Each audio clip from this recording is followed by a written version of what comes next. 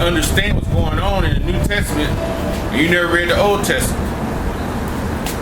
Because in the New Testament, it's a lot of scriptures say as it is written.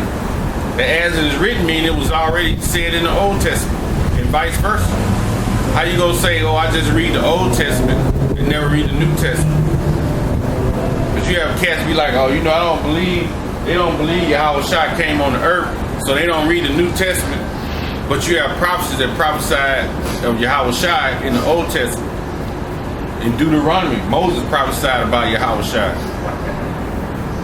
And in Isaiah, it prophesied about Yahweh Shai. So how you gonna read one and don't read the other? How you just gonna open a book and go straight to the last 3 pages and say, oh, this is a good book? You didn't miss everything in between. You know? What y'all got? This is Romans chapter 15, verse 4. It says, for whatsoever things were written aforetime were written for our learning. It said whatever things were written before time, written beforehand. You know? A lot of people don't want to believe the Old Testament. You know, they just want to read the new, man. That's how they roll, man. Go ahead, read that again. It's Romans chapter 15, verse 4. It says, for whatsoever things were written aforetime were written for our learning. It said whatever things are written aforetime. So when you read the Old Testament, those are the laws. They have statutes in there. They have the stories, right? They have it's the history, man. You have to know that history in order to read the New Testament and know. You know? That history of being an Israelite is in the New Testament, but it go all the way back to Jacob. What you got? You got read one. You got one? This is Revelation 15. No.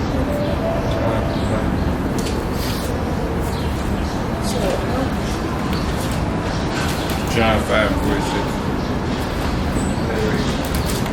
This is John chapter 5. Chapter 5, verse 46. It says, For had ye believed Moses, ye would have believed me. He said, for ye have believed Moses. Is that in the red? Okay. So that's Yahweh Shai speaking. He said, if you'd have believed in Moses, you'd have believed in me. You got some people, they just believe in who they call Jesus, man. They don't want to believe in the Old Testament. But Yahweh Shai is saying, if you believe in Moses, you believe in me. Go ahead. For he wrote of me. He wrote of Yahweh Shai, man. You know? Go back to Romans 15:4. All right, this Romans chapter 15, verse 4. For whatsoever things were written aforetime were written for our learning. Come, go ahead. That we through patience and comfort of the scriptures might have hope. And patience is what? Being perseverance, man. Being steadfast, man. Being steady in this truth. Right? That you might have hope. Hope is an expectation, man. Of something. The expectation of what? Being patient, being perseverant in the truth, being steadfast, and hope that when Yahweh Shai come back, right, he give you a way up out of this destruction, man. That's the hope that we hope for. You know? Give me Sirach 2:14. You gotta stay stiff, can't waver in this truth, man. You gotta always have balance also. Because if you wavering in the truth, man, when you waver, that's like a wave going back and forth. Ain't nothing stable about an ocean, right? It's going to and fro. You don't know which way it's gonna go. So that's why you have to be steady in the truth, man. That's why when they say occupy, that word occupy means absorb. You have to absorb yourself in it and engage yourself in this word, man. If you don't engage yourself in the word and stay to the word, hey, you ain't gonna know which way you going, man. You have to study. Studying is important, man. You know, even myself, I tell myself, hey, study more. Sometimes I think I'm studying too much. I don't want to vomit up nothing, but hey, sometimes I think I have to study more, man. You know? Yahweh Shem Yahushua gonna let you know when not to study. Trust me. He will let you rest. You gonna rest, but you must study. Studying is important, man. Ain't no more important thing in this truth than to study. Because you study, you don't study, you don't learn. You're not gonna know. You know? Go ahead. This is Sirach chapter 2, verse 14. Woe unto you that have lost patience. And what will ye do when the Lord shall visit you? What will you do when the Lord visits you? With famine. If you lose patience, if you lose perseverance, if you can't stand steadfast now, ain't nothing going on now. We out here admonishing and warning the people what's to come. Ain't nobody out here chasing us down the street with no baseball bats, riding by doing no drive-bys, man. So what you gonna do when the pestilence come? What you gonna do when the famine come? If you can't persevere now, and just stand up here and just learn. The Lord said, just hey, follow the instructions. All He wants you to do is read and follow the instructions. If there's any correction to be made, reform yourself, man. Whatever you are lacking at, make yourself better. Why ain't nothing going on? Trust me, because when martial law start, you might be on the run, and then you might not even have no Bible. Then you're going to need read Isaiah 33 and 6. When that time comes. Right now, hey, we just out here admonishing, we warning. We come out week in and week out. We stand on the corner for a few hours. We read the scriptures, we prophesy, we break down scriptures. Ain't nothing happening. Ain't nobody throwing no fireballs at us or nothing. We ain't got to dodge nothing to try to keep bringing the word out. There's going to come a time when you're not going to even have a Bible. Then what? Just read that. This is Isaiah chapter 33, verse 6. It says, and wisdom and knowledge shall be the stability of thy times. Wisdom and knowledge shall be the stability of the time. That's what's going to keep you, man. That's why it's important to read right now. Read these words, man. Because when you read these words, you might not remember. You might read a book in Judges, and then 3 months later you haven't read it. You might remember the story, but you might not remember. But you have read it, and that words have went into your memory bank somewhere. If it's time, Yahweh Shem Yahushua has that power to retrieve what you have read and bring it back to your memory. But if you don't read, then there's nothing there to grasp. That's why it's important for us to study. Because it's going to come a time when we're not going to have these scriptures, man. It's going to be all out hell in these streets of America, and you're not going to have the words. So it's important that you study now, that you'll be able, when that time comes, if you got to run, if you're in the wilderness, and you ain't ate in like 2 weeks, but you see something dead on the ground, if you ain't read the scriptures, then how you gonna know? You gonna go right down there and start eating something dead. Because your hunger, your flesh gonna tell you, I'm hungry, I'm about to die, I gotta eat that. But you finna eat something dead when the scripture tell you, don't be touching a dead carcass. Just that simple. We need to learn the process. Learn what flowers you can eat. You might walk by a hole, the Most High might lead you right past a patch of flowers, which are edible flowers. And if you don't know, if you don't study, how you gonna know? You're gonna walk right past your meal and then walk up on a dead pig or something like that, and then go off. That's why it's important to study, man. This is the study period. This is the grace period. Grace is a gift, man. It's given. This is that period we in right now. Because all hell is about to break loose, man. It's about to break loose. Every day you look at the news, you read the paper, everything is Trump firing missiles. Tillerson, Secretary of State Tillerson, visiting Russia. It ain't no good. The talks were no good. But that's what we want to hear, because we know we're getting close to that time. We're getting closer to that time, man. You know? And then I read in the paper today that Iran is having an election in May, and they had a secret ballot that was put in, the surprise card. Ahmadinejad is going to be running for president again. If you don't know who Ahmadinejad is, he was the one that was just president like 2 years ago. They must change presidents every 2 years. He was the one that was, when Obama was in the office, he was in the office in Iran. He was the one that came to the UN and talked about the slaves being brought over on slave ships. They didn't like that shit. He finna run for president again. So if he get in office in May, you already know this thing finna get turned up, because that's all he want to do is blow America off the map. That's what he want to do. He down for that war. So if he get in there, that's gonna be good news to the elect of Israel, man. I just read that in the paper yesterday. So we get close, man. You know, this thing is finna go down, man. Give me Joel 3:9.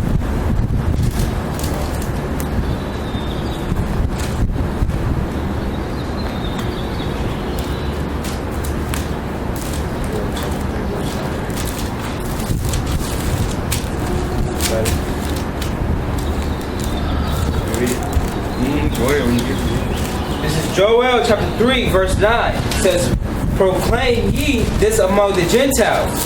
Proclaim ye this among the Gentiles. We calling out. That's why we out here on the highways and byways, man. Right? Go ahead. Prepare war. Prepare war. Go ahead. Wake up the mighty men. It says, wake up the mighty men, the valiant men, the brave, the strong men, the men of war. Go ahead. Let all the men of war draw near. Let all the men of war draw near, man. So we out here proclaiming, man. The war is finna take place, man. That's finna be a deliverance, man, of the elect, man, from the destruction from our enemies, man. That's what's finna get ready to take place, man. You know?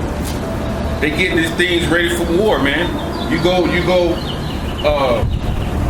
through the military camps, they're doing more training, right? If you go to the arms room, you have the armors preparing all the weapons, making sure all the firing pins are straight. They're cleaning weapons, because a clean weapon fires better. When weapons are trashy, they don't fire right. They're fixing all the kinks in the armor, man. They're training, man. They're getting prepared for war. They're going over the war to start strategic war plans. They in the war rooms, man. They looking at maps, man. They getting ready, man. You know? Go ahead. So let them come up. Verse 10 says, Read that again. Read 9 again. This Joel chapter 3, verse 9. It says, proclaim ye this among the Gentiles. Mm-hmm. Prepare war. Prepare war, meaning appointed, right? Go ahead. Wake up the mighty men. Stir up the mighty men. Right? Stir them up, man. That's what you see.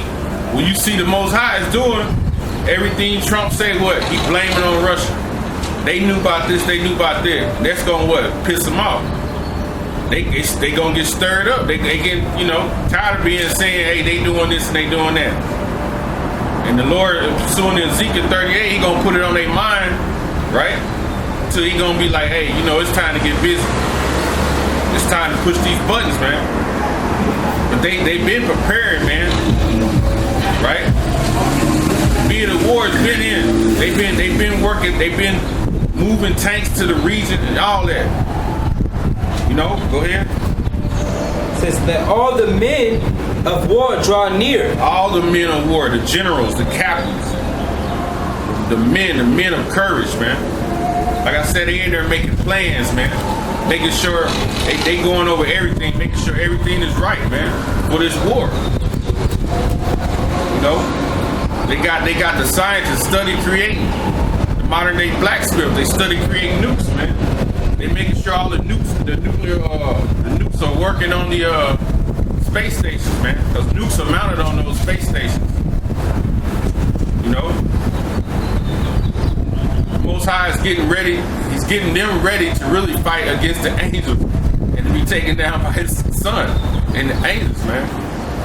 Go ahead. Let them come up. Verse 10 says, beat your plowshares into swords. Beat your plowshares into swords, man. The plowshares, you got these countries who their chief way of making living was agriculture. Now it's all buying weapons of war, man. So it says beat your plowshares, right? Change your tools that's gonna break the ground up into a sword. Exchange this for that. A sword is a weapon that gives a what? Destructive effect. You know? Go ahead. It says, and your prong hooks into spears. Your pruning hooks into spears, man. And when the war is over, guess what? The same weapons is gonna be beat back into those same plows again. Give me Isaiah 2 and 4.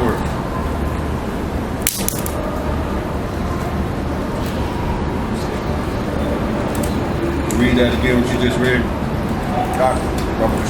This is, you said Joel, right? Yeah, read what you just read again. How was Joel again? State, read what you read again.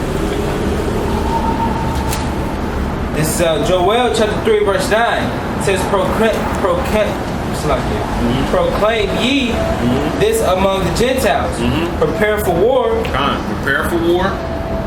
Wake up the mighty men. Wake up the mighty men. We know them to be the generals, right? The captains of the army, the colonels. Wake them up. Stir them up. Let them prepare for this war. Go ahead. Let all the men of war draw near. Go ahead. Let them come up. Verse 10 says, beat your plowshares into swords, and your pruning hooks into spears. Let the weak say, I am strong. Let the weak say, I am strong, man. Because you got them certain countries, the weak countries, which countries like Iran, they used to be weak, right? Pakistan, India, all them countries used to be weak countries, man. But now them countries all have what? Nuclear capabilities. Right? Now they want to step to the forefront. They all want to let their missiles go. Even though they don't have that many, they have enough. You know? I saw a